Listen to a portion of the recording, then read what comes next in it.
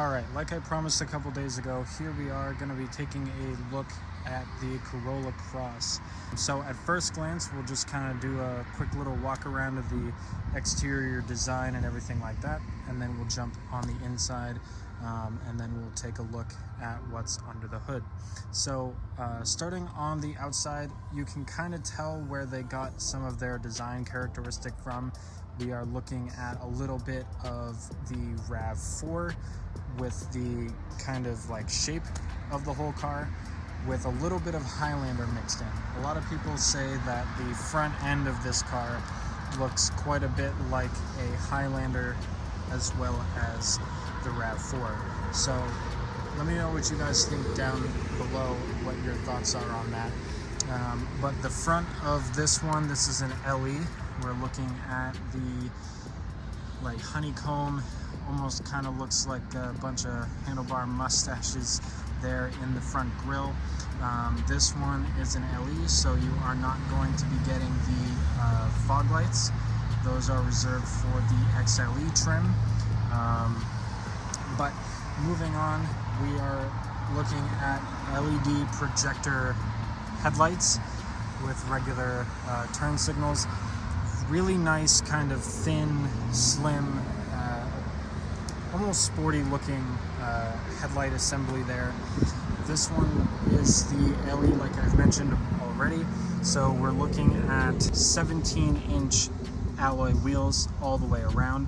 This very nice, like 10-spoke pattern, looks really, really sharp. Backing up, you can kind of see the side profile here.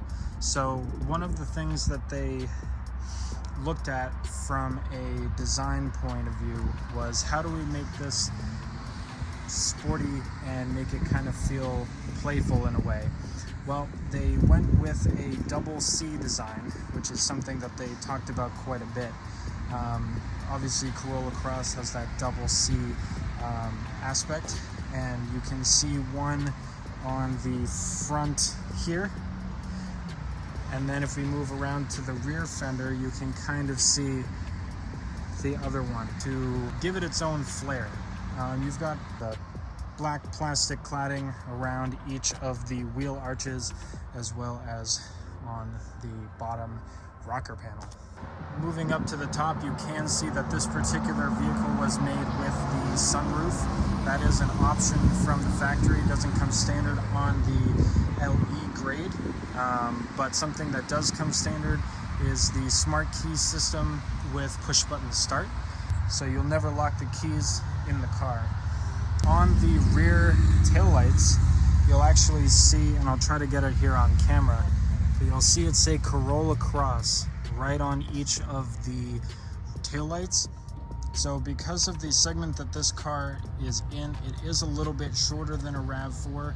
It's about 5 inches shorter lengthwise from front to back. So you are going to be getting a fairly compact and really, really efficient vehicle, even with the all-wheel drive system on this, which is actually also unique, but we'll get to that later.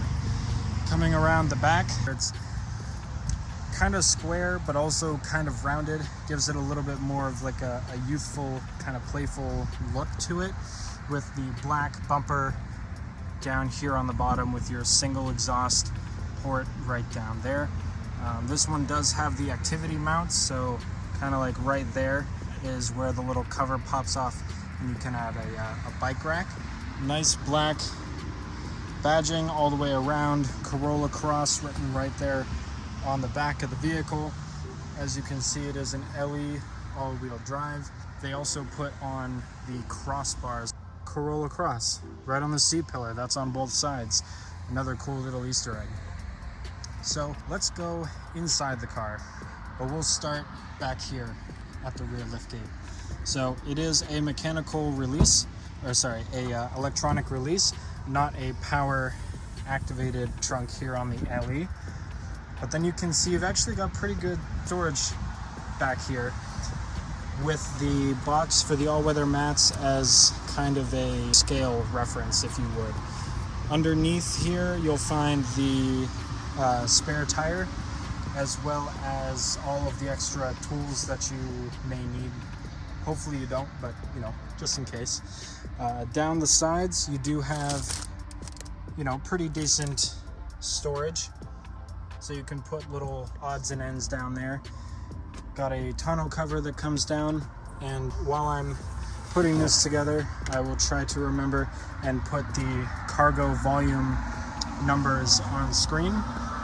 It will be a little bit less in this one because it is the all-wheel drive version, but I think what you give up for all-wheel drive, you more than make up for in safety. So it is a 60-40 split rear seat. Now let's start off by looking at the rear seat area. So as you can see, it is a little bit on the smaller side. Obviously it's not going to be quite as spacious as something like a RAV4, but the front seat is put where I would sit. I'm 6'1", so that seems to work for me. And I tried to sit back here behind myself, and it was a little tight, but I could definitely get in and make a shorter trip. But for kids or shorter adults than myself, you should be just fine back here. Let's get to the front seat, shall we? Because this is obviously, if you're looking to buy the car, this is where you're going to be spending a vast majority of the time with the vehicle. So on the LE, you do have the manual adjusting driver's seat, forward, backward, recline, up, down, that sort of thing. What's a nice touch though is you do get this like Softex wrap steering wheel. Moving down over here is where you can see your controls for the lighting up on the dash, as well as the other half of the automatic high beam function, hood release, knee airbag, that sort of thing. Now let's sit inside the driver's seat. Shut the door.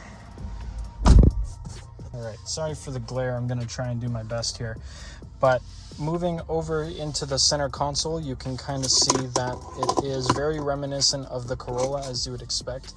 2 cup holders back to back, electronic parking brake hold function, regular automatic gear shifter, your USB port for Apple CarPlay and Android Auto, and then the nice big touchscreen. Let me go ahead and start the car so you can see what that animation looks like.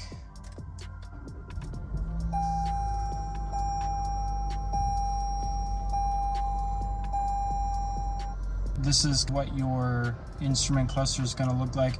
Very reminiscent of the Corolla. So if you've seen the latest generation Corolla, you'll be right at home. You've got your windshield wipers over here, your headlights on the other side, and then moving down onto the steering wheel. Pretty much right out of most any other Toyota at this point. So you've got your media controls on this side to interact with the display up there.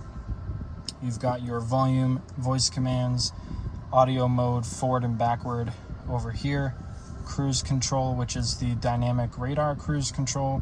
Over here, you've got the typical 8-inch multi-information display.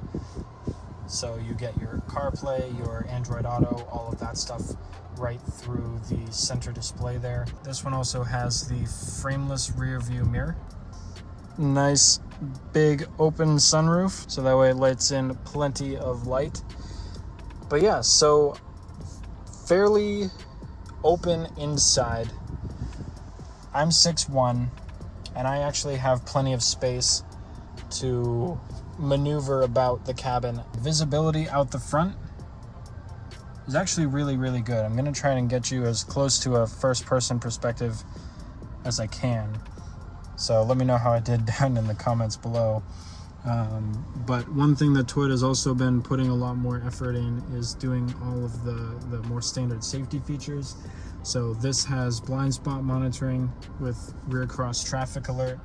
It has pre-collision system with pedestrian detection, lane departure alert with steering assist, automatic high beams. The pre-collision system has pedestrian as well as cyclist detection. You've got road sign assist. So that's pretty much the suite of safety features. Let me know if there's anything that you guys think I missed down in the comments section. This model also has the wireless charging pad. Looking at the window sticker for this one right there, this one's only options are the moonroof, the crossbars, blackout package, which are all the black emblems. You've got all-weather liners, mud guards. The frameless mirror is actually an option, as well as the activity mount that's on the back. So let's jump under the hood to see what we've got for an engine. Okay, moving under the hood of the new Corolla Cross, we are looking at the 2-liter naturally aspirated 4-cylinder engine that they've been using on the Corolla hatchback, as well as the Corolla sedan SE models. So this is the higher output motor. So you're looking at 169 horsepower and 150 pound-feet of torque.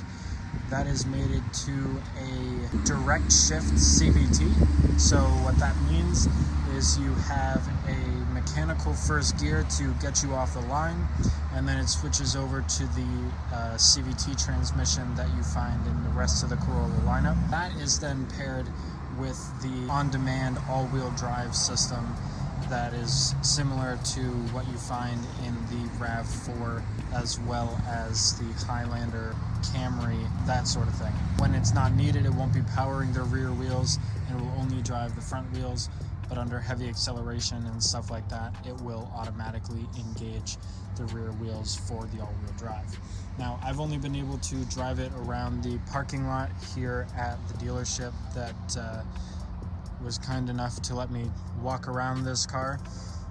If you guys have any questions or anything you would like to see further, maybe doing some driving impressions or something to that nature, or anything that you guys want me to go more in depth about, please be sure to leave a comment down below. If you haven't already, please go ahead and like this video, share it with friends and family who may be interested in this, as well as if you have made it this far, please go ahead and hit the subscribe button, as well as the notification bell, so that way you don't miss any of the uploads that I have planned. So without any further ado, thank you guys so much for watching, and I will catch you in the next video. Peace.